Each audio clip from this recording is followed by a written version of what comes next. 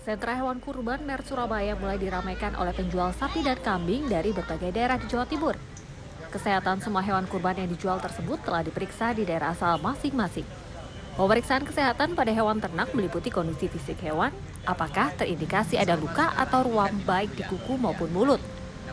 Selain itu, hewan kurban yang akan dipasarkan wajib divaksin.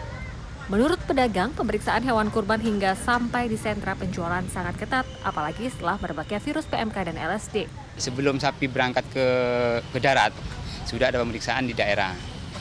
Perjalanan 10 jam sampai Kalianget, ada karantina di Kalianget sama dokter hewannya.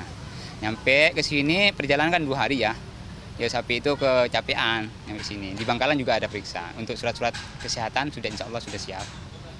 Sementara itu, dosen kedokteran hewan Universitas Wijaya Kusuma Surabaya menjelaskan vaksinasi pada hewan ternak menjelang Idul Adha ini perlu digencarkan untuk mengantisipasi penyebaran PMK dan LSD. Apalagi penyebaran virus pada hewan ternak ini terjadi sangat cepat. Kalau kita ngomongin PMK dan juga LSD, ini kita ngomongin virus ya. Jadi kalau kita ngomongin virus, tentu ini faktor penyebarannya bisa banyak. Jadi bahkan kita sebagai manusia pun bisa menjadi penyebar gitu. Setelah memegang yang satu, kemudian gitu ya, tanpa kita tahu, sebenarnya mungkin tanpa kita sadar, sebenarnya dia sakit, sedang masa inkubasi ya, jadi dia sudah terkena, tetapi dia belum menunjukkan gejala. Kemudian kita berpindah ke sapi lain yang masih sehat, itu juga bisa. Jadi misalnya masyarakat gitu ya, megang sapi satu, kemudian ke sapi yang lain, nah itu juga bisa. Atau transportasi pun demikian.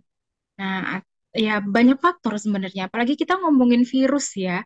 Jadi ya banyak sekali. Adapun pemerintah Kota Surabaya melakukan pemantauan di sejumlah lokasi penjualan hewan kurban. Bahkan mulai Selasa pagi, puluhan hewan ternak divaksin.